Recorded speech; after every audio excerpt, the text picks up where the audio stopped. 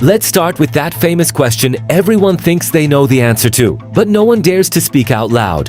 Why can't the United States just wash its hands of the Middle East? And why is Donald Trump dropping unhinged tweets in the middle of the night?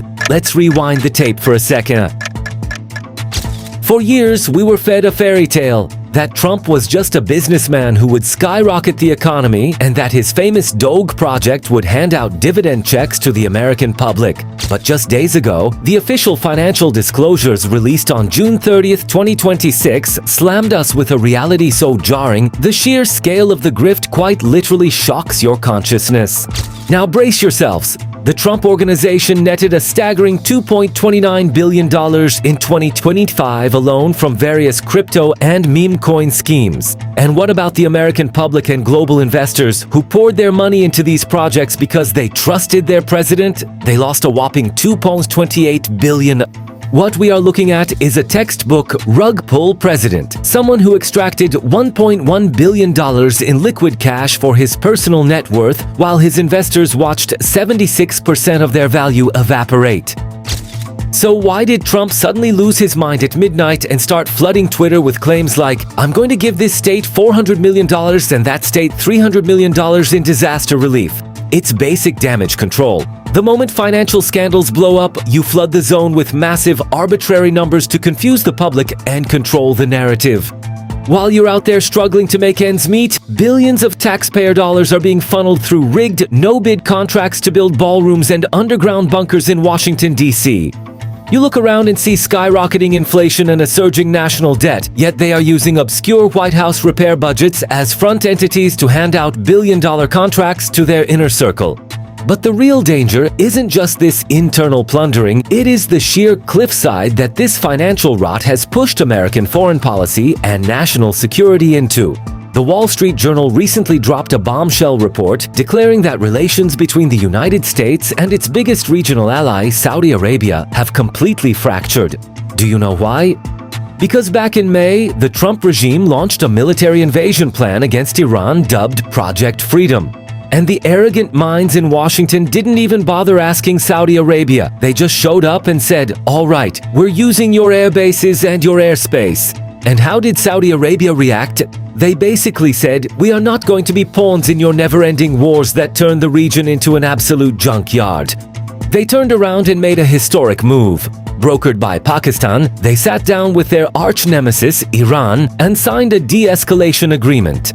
Right now, Middle Eastern nations are shutting their doors to the US military one by one. In a bitter twist of irony, Washington's arrogant "we know best" policy has driven the entire region straight into Iran's embrace. And the absolute worst part, watching how figures like Vice President J.D. Vance parade onto TV screens to defend this mess. The guy looks right into the camera and smugly says, "Look, this temporary truce with Iran is just a game for us. The goal is to buy time, refill our weapon stocks, and rearm. We still have a lot of cards to play. The game is just beginning." Are you kidding me? He is saying this out loud on live television for the whole world to see. Does he think foreign states are stupid and aren't watching this? But the truly terrifying short-sightedness is this. These people view international relations, war, and peace as if it's some Magic the Gathering card game they played in their youth. Refilling stocks, playing cards, playing games. We are talking about real human beings dying, bombs dropping, and children's lives being destroyed. Yet, to the mutant sociopaths in power, this is nothing more than a simulation to gain an edge. Instead of solving real problems like people not being able to afford rent, soaring grocery bills, and a dismantled healthcare system, what does J.D. Vance target? He goes after the signs people put in their front yards that say, "Love is love" or "No human is illegal." He calls these yard signs hideous and spews hatred at them. Why? Because these people have absolutely no vision or intention to fix the hardships of everyday Americans. They whip up culture wars and invent fake enemies just to cover up the billions in crypto scams and incompetent foreign policy blunders running in the background. At the end of the day, the naked truth is clear.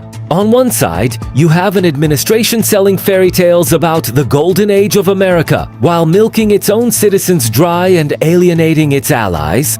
On the other, you have the Netanyahu regime eagerly waiting to drag the US into another war to turn the Middle East into a ball of fire. As America becomes more isolated on the global stage than ever before, internally it is treating its own people as mere fodder for a giant pump-and-dump scheme. The world is not what it was 10 or 15 years ago. The cards are being completely reshuffled, and if this arrogant, incompetent style of play continues, the losers at the table won't just be the ones playing the hand, it will be the entire American people. Goodbye.